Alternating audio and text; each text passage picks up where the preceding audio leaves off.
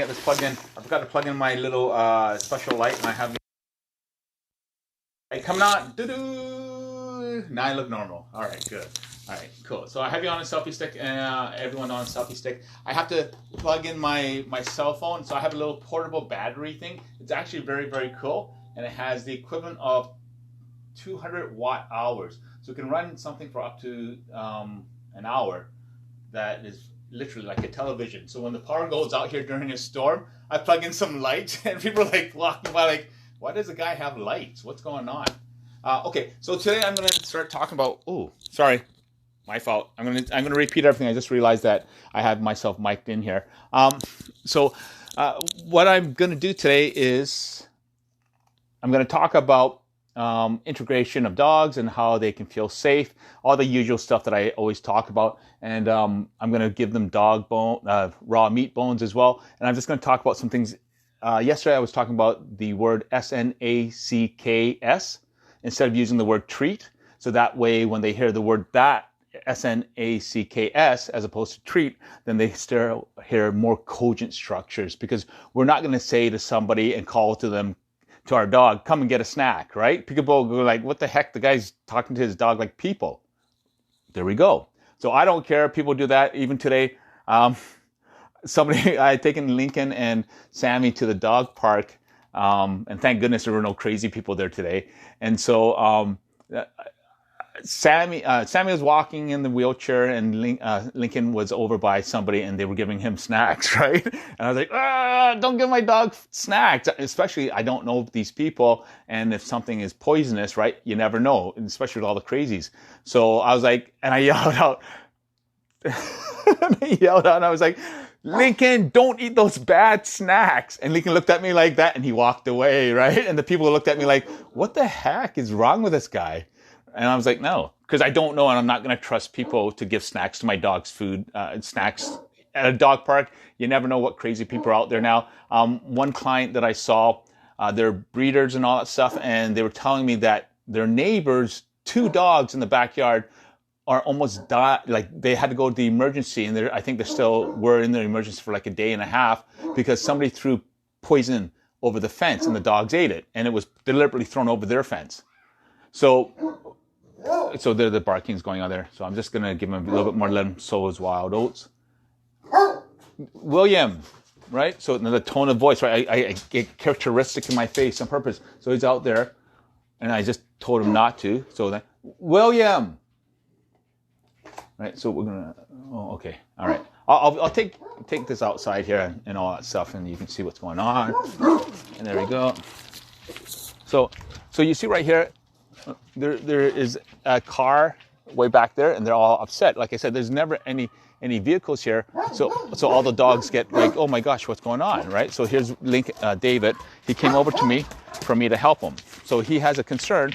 Hi, William, and William comes over here too as well. You see that his hackles are up? He came over. William, David, no, David. So David's upset. You see how he's dropping down his haunches? David, oops, I tripped. You're okay. David thought he was in trouble. You're okay, David. See his hackles? Right? So I'm just going to hold him still. David, you're okay. So he's upset. He's livid. Mickey's hackles are up. So we have some concerns that there's going to be an altercation as well, because these dogs are not simple dogs. So if something happens. So, William, stop. Right? So then there's David coming out here. So then William listens, because he knows he doesn't get in trouble unless I start raising my voice. So he's learned to gauge what I'm going to say. Hi, William. Hi, silly boy. You're okay, William. David, you're okay. So David's concerned what this thing is that I'm holding, and on top of it, I'm holding this little battery charger. Otherwise, this thing's going to die, and then people are going to go, what the heck happened? So, okay, so we see the behavior as they're jumping around, right? So William's 105 pounds. David is about 200. Well, he's just a little bit under 200. And you see there's beef bones there and all that kind of stuff. And we're going to start sharing that stuff. And so what we're going to do here is, so we have this guy right here, right? So we can see him over here. There he goes. I'm going to have to just unplug this thing. Okay, so if it dies out, it dies out. So we see him, right? Right there he is. He is right there. Oh, okay, there he is. Right, so he's back there. And you see the behavior? Right, so I'm just standing up, right? So he's quite strong, right? See that? And as he's getting quite violent in that sense of gnawing relatively hard to elicit a response, it's actually hurting right now. You see that? That was quite a strong bite. That might end up bruising. So I'm not going to get upset. What's the use, right? There's nothing to do. He's playing around and he's hurting me quite strongly. So I'm just going to do this. David, he thinks he's in trouble. So I'm going to stop him here. David, give me a hug.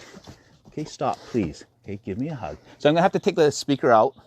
So I'm unplugged you guys from the microphone. This is it. Look at this. He settles down right away. He settles down right away. And why does he settle down right away? Because he feels safe. Hi, silly boy. And you're going to watch his tail and his paw positions move. There it is, right there, psychosomatically. So that's physiological structure of behavior that is occurring when the dog is processing emotional templates. Hi, silly boy. It's like when we feel uncomfortable and we have to shift our position. So what ends up happening, there he goes again. He shifted his position again. Hi, silly boy. And what he did this time when he yawned, you saw that. So there's cognitive dissipation when the dog is yawning. It's a different structure. There's sneezing, there's swallowing, which he'll end up doing. You'll see him starting to swallow as we get a little bit more intimate in affection. He just flinched when I touched his left knee. Hi, silly boy, you're okay. So there's going to be, so we see the licking? See the structure of licking? There's a yawn.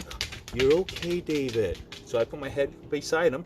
David, you're okay. And he'll come to me. Watch, there he is. Hi, silly boy. You're okay, David. David, you're okay. So I'm watching him in the thing here. Normally, you're okay, David. So I'm going to give him a, you see that swallow there? Okay, the tongue behavior. Hi, silly boy. You're okay, David.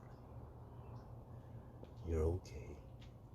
So normally I would have my hand around his head. So it's a little bit hard right now. So I'm not doing it because I'm not articulating properly with him physically, as you can tell. So I'm right here like that.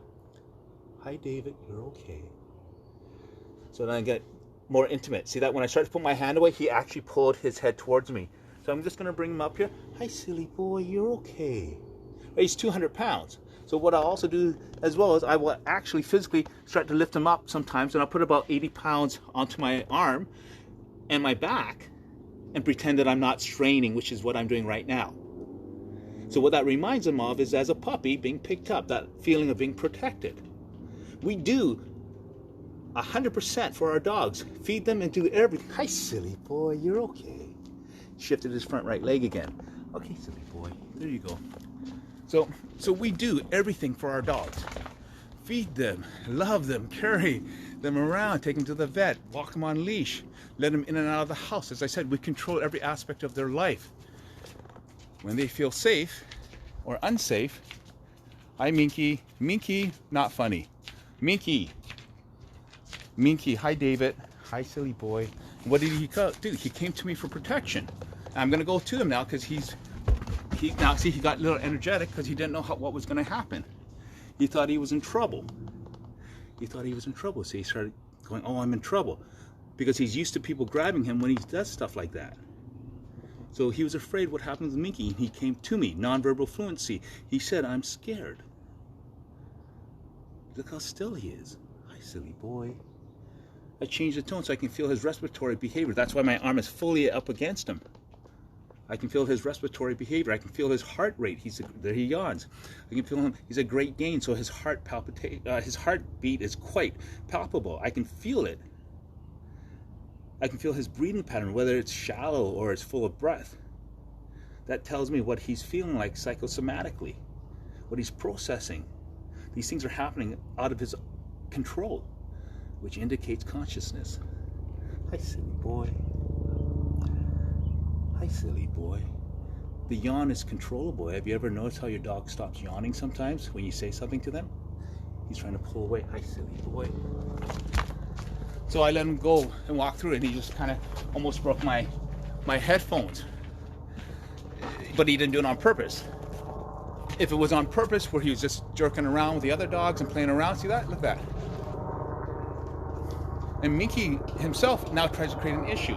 So now see how Minky checks back on him?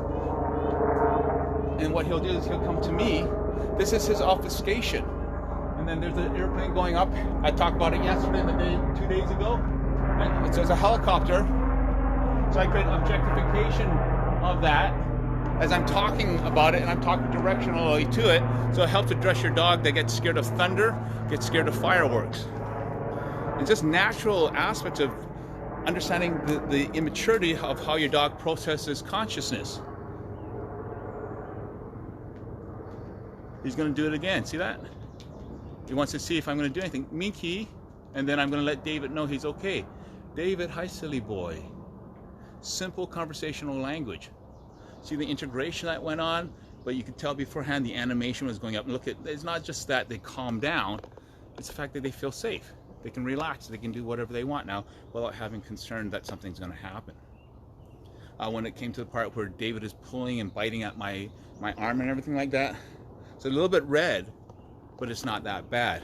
So what I do is, it's his anxiety expressing. That's why when you come home and the dog is jumping off and you're all over the place, they're sniffing your face, both sides, trying to figure out what you killed, literally your left, right side of your face, try to smell for familiarity of areas, abstract memory process, the concept of consciousness, all those things follow through, as I've always talked about. When you start putting all those concepts together into conflated, cogent structure, right? Conflated cogent as an oxymoronic application of a dualistic phrase, what ends up happening is you start to understand what the dog is doing. Because now it makes sense. Just like how you figure out what's going on. Oh my gosh, sorry. I just see this gaudy looking satellite thing. Anyways, I rent this house. Sorry. I felt like, I was like, is someone behind me? Anyways, you create a cogent structure for the dog to understand what's being said. They feel safety. There it is right here in this point. These two pups here, they're not fighting. And then again, they're kind of skittish in that sense. So the hand is going to be there. And then there's David. You can see he's circling. Look at his tail behavior like a cougar. William starts to paw at me. I talked about that 2 days ago. Minky, hi, silly boy. Hi, silly boy. So the concern is for William, because William is a dog who tries to kill other dogs. Hi, William. Hi, William. And as he paws at me, I have to keep a rigidity on him, and he's 105 pounds. So he's trying to pull my weight down. Hi, David. David is pacing. See how he's upset? So we're going to stop him. David, you want a hug? Okay, here he comes for the hug. He gets anxious and excited because now, previously, the last 2 times I gave him a hug, he was anxious and excited. So he felt, okay, this is what I should do before I get the hug, right? So he's cogently structuring historical comparatives, right? He's thinking about what's happened in the past by creating structures in the future. Hi, silly boy. So he wants a real hug. Hi, silly boy. So I'm just gonna put that here. I don't know. I'm gonna. Hi, silly boy. I'm gonna be able to just put his hand there. Okay. There we go. Hi, silly boy. So I changed the tone of my voice as well. Hi, silly boy. You're okay. You're okay. See how he tries to move? You're okay. Hi, silly boy. You're okay. He's dropping his weight on me, so I'm just going to put my hand underneath him, right here. I'm going to carry him up a little bit. Okay. Being careful not to press on his neck or his throat. Hi, silly boy. Hi, silly boy. So that's what he needs. And then you see Minky over there. So Minky's concern is, how did I not get things, right? Hi, silly boy. Hi, silly boy. No, David. So you, no, Minky. Minky, you're okay. See the paw behavior? Hi, David. David, you're okay. So we see that. He's still right here. David is, David. David. David. No, David. No, David. Right? And then the airplane's going up there, helicopter, so they're looking for someone, because that's obviously more than once that they've come by here. So David's getting upset. We can see him over here as he's pacing. Minky, David, stop it. David, no. No, David. No, David. Hi, Minky. See Minky's paw position? Right? Psychosomatic behavior. Then we have William over here as well. So then, David, no. The only reason David stopped, no, David. We see that pacing there? No, no, no. Right? So we're going to just stop him there. Hi, Mickey. Mickey, you're okay. Here's David. David's going to start to come in to circle in more. David, stop. You're okay, right? This is self-regulation. David, see, he's trying to come in here. That's why I stopped him. David, David. Minky, David's circling in. He needs intervention. He's just stopped. David, David, stop. Stop. You're okay. So that risk always there is in the beginning. Is he going to bite me in the beginning? Hi, silly boy. So this is manipulation on his part, right? It's manipulation. Hi, silly boy. His paw positions, right? All that part. His tail behavior, it's predatory. See his paw position? He's just moving it on his own out. Predacious. Because Minky is by the bones over there. Predacious behavior. See the tail? You watch a cougar, watch a lion, watch a buffalo. The tail behavior is psychosomatic. It's going to be similar structures.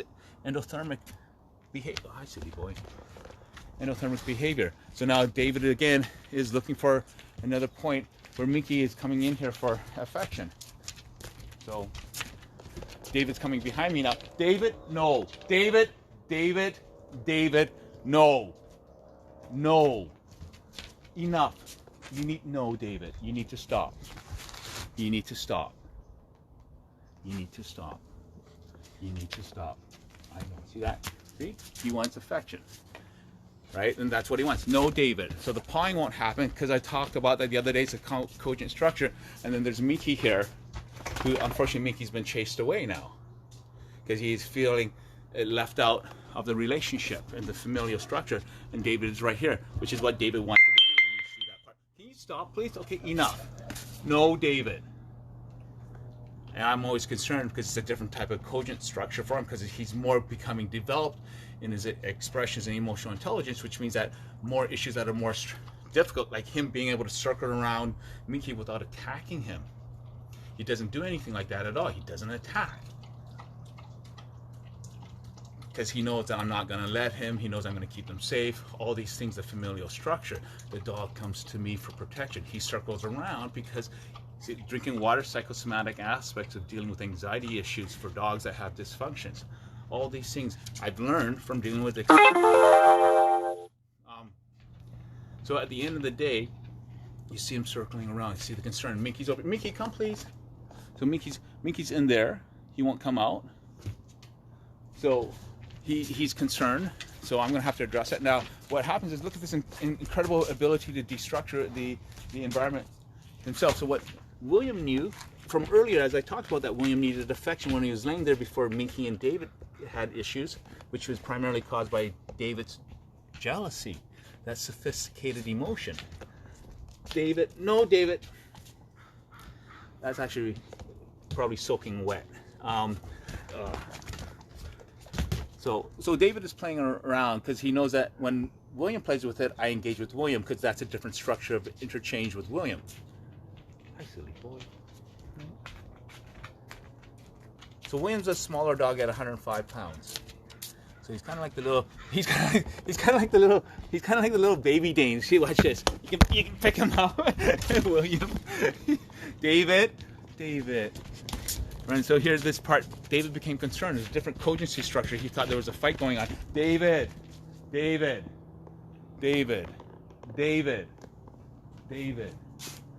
we have David. You're okay. David. See the hackle? David. Okay, enough. Stop, please. Stop. Okay, thank you, silly boy. Okay, so I'm going to give him some beef bones and all that stuff, and you'll be able to see that. So now there's going to be a different... David. William, you're okay. Okay, sorry. So I'm going to give them some beef bones and snacks. And now this is a different cogent process for them because now David's more livid. He's more animated. There's almost a confrontation. And then when I start to give out the raw beef bones, then it's a different experience, a different circumstance for him to process through. David. See, William's afraid. William. And then Minky starts to come out. Minky's going to get attacked. David. Not funny. Not funny. William, stop. So it's important that I address it with William right away. Because William has a more freakish kind of behavior. He gets quite skittish. He's extremely dog antisocial. Hi, silly boy. So if I hold him here, David, seriously. Because that is the same aspects of behavior that he was doing with Lincoln, but in a different format. So he's made a different personality structure when he's working with William or with Lincoln. He behaves differently. That's called cogency. That's charisma. Charisma. Hi, William. So there, I've taken... There you go, silly boy. So again, we come back to the point where there's no issues. Right? Minky's out here. Minky was looking for an opportunity to engage into to biting David. So David has gone off over to the other side here. And he's gone out there. And the carpet is here for Sammy, who's only got 2 legs. So that way... when it rains and everything like that, it can be kind of uncomfortable, especially since she's a girl dog. So I don't think that she really likes. So I kind of got this free carpet off of classified ads. So Minky's out there right now. You can see this with Dave. David, come here. You're okay, David. See how he's afraid? You're okay. Okay, David. Right? And then there's Minky coming back. And Minky does this circumvention on purpose instead of coming the straight way because he knew I was watching him. So there comes David here for, what does he want? Hi, silly boy. So he deliberately came here, pretended to go to get water. He stopped again because all he wanted me was to make him feel safe. Minky went around the other side instead of coming up the ramp because he knew I was there. He knew I was going to give him heck for doing exactly what he was trying to avoid, was to get in trouble. So that's, hi David, hi silly boy. So that's why he went off to the other side. It's not that he's conniving. What would you do if you were in trouble and your dad yells at you and calls you to come over to you? You're kind of not coming to the straight line. You'd be like, it's the same structure, right? The diluted perspective of what dogs are doing. Minky. Is it hackles? Come, Minky, you're okay. Hi, silly boy. Minky. So Minky's not sure now if David's going to let him. That's why he's saying, David. I got to give him a beat. David, Minky, come please. Hi, silly boy. So even being able to touch Minky is something that has been really quite significant ability and all that. Be able to give him a hug. I'm able to get him to a hug place. It's really quite difficult for Minky because he was born into a meat dog farm, into a wire cage, and seen very horrific things happening.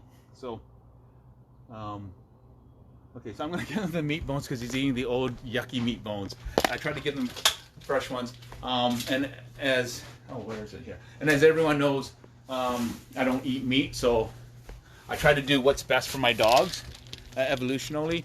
Those of you who know about Nero, I got to adopt him at 10 years 4 months of age after living outside in horrific conditions. He lived to 13 years 7 months and 1 week old, giving him raw and CBD oil. So the only reason, those vets can't see David right here. The only reason vets can't prescribe or suggest CBD oil is because the college doesn't allow it, because it's still a federal crime, so to speak. So it hasn't been approved, etc. If you talk to any vet off the record, they would sell it in a heartbeat. They're like, do you know how much money we can make selling CBD oil instead of them ordering it offline? It's like cash in, and they're like, and they have to all say no. That's a drag. So anyways, so Nero is on CBD oil and all that stuff. See, I'm purposely lengthening things on purpose so that they learn to wait. So here it is right here. David, seriously. Thank you, David. Sheepish. David looks at William as if William's going to be getting at La Bone. Okay, so you see that, right? He processes through what was wrong. He goes, okay, well, I'm going to stop. David, no, David, no, David. Okay, I'm going to give David his, because he's right there. Plus, there's a piece of, sorry. There's David with his bone. Whoops. Okay, Minky's coming up here. So Minky's going to get a bone, which Minky won't eat anyways. So here you go, Minky. Hi, silly boy. Hi, silly boy. You're okay. See how ginger he is? So I keep my hand here with the majority of dogs, especially if they're dangerous dogs. As I get more and more comfortable with them, then I'll keep my hand out with them. And the reason why is so it teaches them that I'm not out there to hurt them with my hand. Hi, silly boy. Hi, silly boy. There it is, Jaws. So, there's that blue piece of plastic that was in there. So So I keep my hand out there after I feed them or give them something, so that way they know that my hand's not going to hurt them or try to take the food away or do anything. It creates a reliability for the dog as well, a presumption of reliability. And so that way it allows the dog to understand that they're able to predict my behavior. Because if they're dealing with somebody who gets, right, if someone bites you, or I mean a dog bites, someone bites you, if a dog bites you, the first thing you're going to do is scream out loud in pain, pull your hand back, and get quite upset emotionally with that dog, your dog, anyone's dog, right? You're going to be like, what the, right? You got bit. So on my end, dealing with all these dogs here, very quickly learn when you're confronted by a predacious dog that is literally, you know, as you see, it's just up to my chest here at the top of his head. You learn to really pay attention to what's going on. You learn that all the stuff that they're doing came from lesser and lesser issues, right? And it just became more and more like an iceberg of what goes on. The stuff that happens with David, I should have put on a shirt. So I mean a sweater. I'm like really cold right now. The things that happened with David and Minky just now, you know, they're so easily dealt with. These are significant dogs. When you follow the links to them, you see they're significant dogs. And it allows all these dogs to feel that they're safe. I do the objectification when the helicopter goes by, so that dogs know where the sound is coming from, so they don't get scared. So with dogs like Minky, really skittish dogs, really scared dogs, I objectify sound for them so they know where not to be afraid. I talk about that, I think, yesterday or the day before one of my lives. The other thing I'm doing is I'm trying to put notes in descriptions to a little bit of a point and stay on topic, because I go so random all the time. The other thing too is I'm just going to keep giving things out in a structure, and if it becomes too complicated, I always welcome people to make a comment saying, you know, could you explain this or that, and then give me a better idea of what I'm talking about for people as well, so that way you can understand what I'm doing. I've spent literally over 27,000 hours alone with dogs like this, constantly, and I don't carry, you know, treats or anything. I don't do anything like that. So all these things are happening in a real-time circumstance, and they're all working 100%, not 99.9%, but they're literally working 100% of the time. And so this is stuff that is very simplistic that I'm sharing with everyone, that has taken me all this time.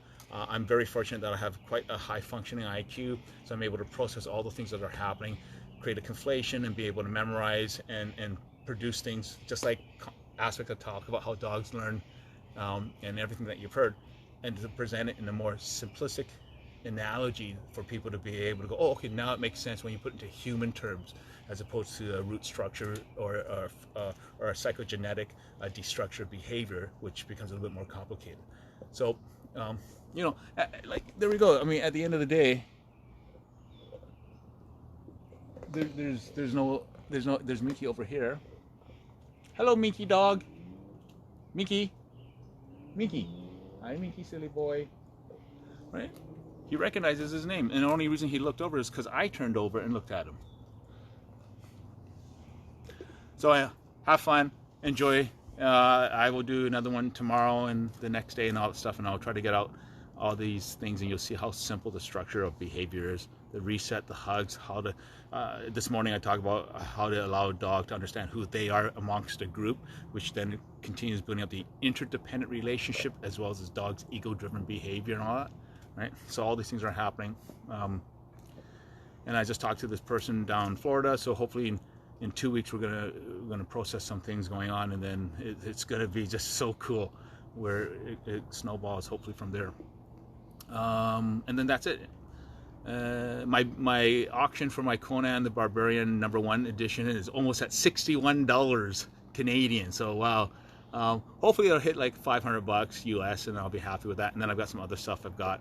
I just started getting into sports trading cards because my friend in Florida, who's really quite successful with it, has encouraged me. I'm like, okay, well, whatever, and he's proven to be quite good.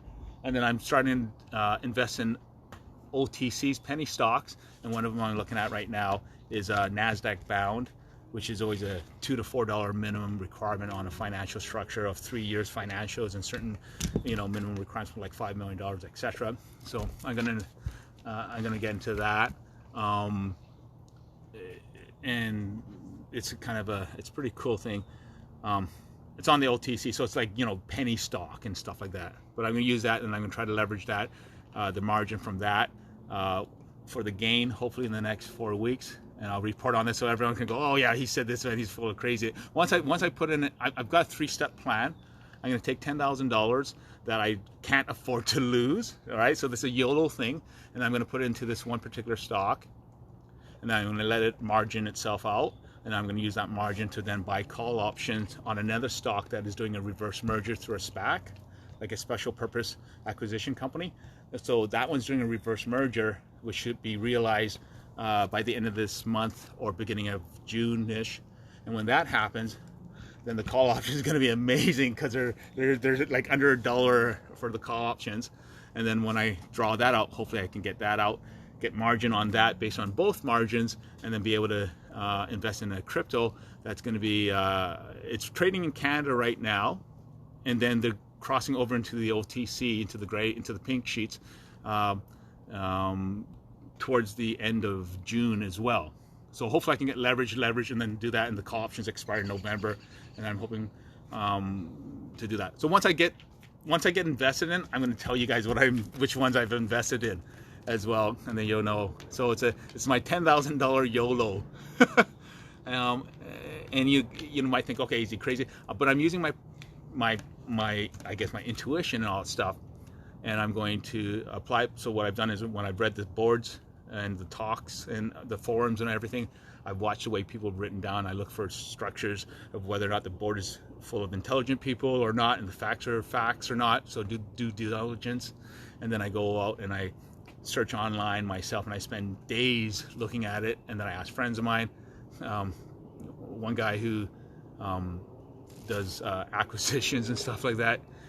Anyways, so then I ask them, well, what do you think? And I don't ask them like that. I just tell them what I have found. I don't tell them the name of the company, because they don't really care, because it's penny stocks. And then they go, okay, yes or no. So this one I'm going to do it, and we'll see where it goes. But once I get in it, then I'll go, okay, this is what I'm doing. So all right, that's it. Hope you guys are having fun. And if you have any questions, please let me know. And I hope this was informative for you. It seems really simple, right? So just trust that, because it really is it. Hi, silly boy. Hello, Mr. William. Hi, silly boy. You're okay, William, right? Always make an acknowledgement something happens. Hi, William. See, he saw himself in the cell phone. Watch this tape again. He saw himself in the cell phone. Cogency, consciousness.